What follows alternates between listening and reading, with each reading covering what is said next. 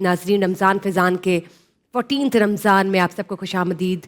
दूसरे अशरे के 14th रोज़े में आप सबको खुशामदीद। ये रहमतें और बरकतें समेटने का वक्त शुरू हो चुका है और जैसे जैसे ये सिलसिला जारी होगा हम अफ्तार के करीब पहुँचते जाएंगे हमेशा की तरह, और फिर आज का दिन भी इसी तरह ख़त्म हो जाएगा, इख्तिताम को पहुँच जाएगा।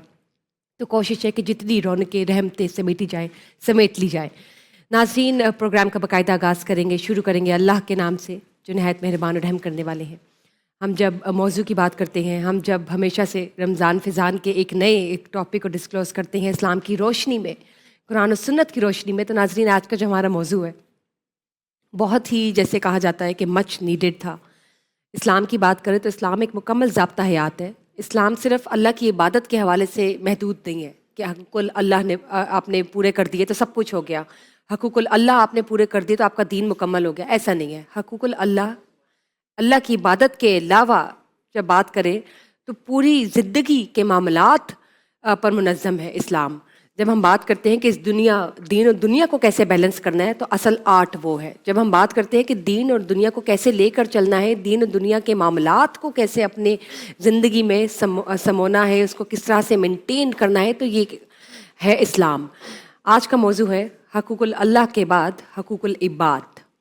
हक़ुक़ुल अल्लाह सबसे पहले हैं, फिर अल्लाह ताला ने जिस पर ज़ोर दिया, सबसे पहले मेरी इबादत करो, अल्लाह ताला ने अपनी इबादत पर ज़ोर दिया, और उसके बाद अल्लाह ताला ने कहा हक़ुक़ुल इबाद निभाओ, वालदैन के साथ हुस्न सलूक से पेश आओ, रिश्तेदारों के साथ, मोहताजों के साथ, मोहताजों की भी बात हुई है नाज़रीन, यतीमों, मस्कीनों, पड़ोसियों, मुसाफिरों, गुलामों के साथ, मुस्तहिक अफराद के साथ, तमाम जानदारों के साथ हुस्न सलूक से पेश आओ, नरमी से पेश आओ, प्यार से पेश आओ, मोहब्बत से पेश आओ।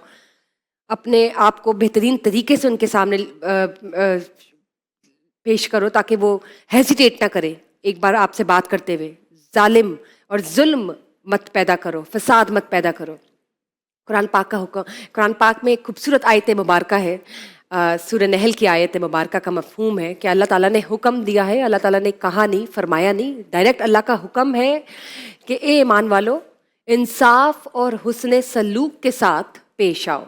इसका मतलब ये है कि आप हुस्न सलूक और इंसाफ अब आप पर वाजिब है, आप पर हुक्म आ चुका है कि आपने ये अपनी ज़िंदगी में शामिल करना है। जब आपने किसी के साथ भी बात कर दी है, किसी के साथ आपने कोई अपना बिहेवियर शो करना है, चाहे माँ बाप हैं, आपके अपने बच्चे हैं, बीवी हैं, बुज़ुर्ग हैं, मोहताज हैं, ग़ुलाम हैं, फ़कीर है, अमीर है या गरीब है, अल्लाह ताला को ये बात हरगिज़ नहीं पसंद। कुरान पाक में ये बहुत ओपनली बयान किया गया है कि इतराने वालों को खुदा पसंद नहीं करता। इसीलिए इबादत के बाद सबसे ज़्यादा अगर हुक्म दिया गया है तो वह हक़ुक़ुल इबाद निभाने का दिया गया है। रसूल पाक सल्लल्लाहु अलैहि वसल्लम ने फरमाया एक बार, वो मोमिन नहीं, वो अल्लाह का मोमिन नहीं। एक बार कहा ठीक, फिर दोबारा कहा वो अल्लाह का मोमिन नहीं, फिर तीसरी बार उन्होंने एम्फसाइज करते हुए, स्ट्रेस डालते हुए फिर कहा वो अल्लाह का मोमिन नहीं। तो साहबा कराम रज़ियल्लाहु अन्हुम उन्होंने कहा कि ये क्या माजरा है रसूल पाक सल्लल्लाहु अलैहि वसल्लम, आप किन के लिए कह रहे हैं? तो उन्होंने कहा कि वो मुस्लिम जिसका पड़ोसी उसके एजाज़ से महफूज ना हो वो मोमिन नहीं। और मोमिन क्या है? मुसलमान। यानी कि आप मुसलमान नहीं। मुसलमान कैसे नहीं? मुसलमान तो कलमा पढ़ता है, तो फिर तो कलमा वाला मुसलमान हुआ, और जो इबादत करता है वो तो मुसलमान हुआ। तो कैसे?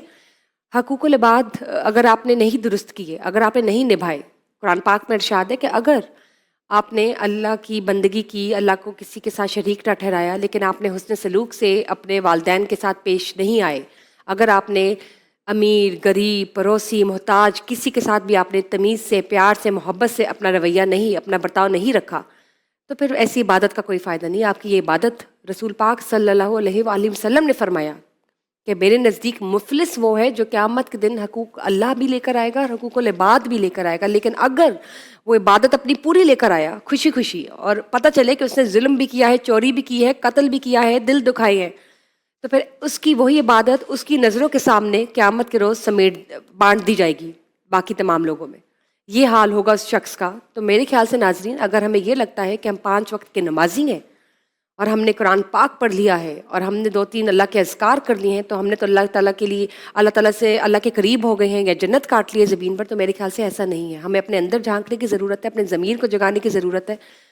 अगर अमीर या गरीब की बात करें, आज की हुकूमत की बात करें, हुक्मरानों की बात करें, तो हज़रत अबू बकर सिद्दीक़ रज़ियल्लाहु अन्हु, हज़रत अबू बकर सिद्दीक़ रज़ियल्लाहु अन्हु جب خلیفہ بنے، اب آپ سوچیں خلیفہ کیا ہیں، جیسے یہاں پہ ہم آج کسی لیڈر کی بات کر لیں، تو جب وہ خلیفہ بن گئے تو وہ روز کسی بڑھیا کے گھر جاتے تھے. وہ بڑھیا نابینا تھی، وہ بڑھیا نہیں دیکھ سکتی تھی، ضعیف تھی، بزرگ تھی، لیکن وہ روز چھپکے سے صبح فجر کی پہر اس کے گھر جاتے تھے اور اس کی مدد کرتے تھے، صفائی ستھرائی، کھانا پینا. جس طرح آج کل ہماری ہیلپر جو اسٹاف ہماری مدد کرتی ہے اور ہم کرتے ہوئے اتراتے ہیں اور ہمیں ایگو پہ آ جاتی ہے، وہ خلیفہ ہو کر اس کے گھر جاتے تھے اور اس بڑھیا کو معلوم ہی نہیں تھا.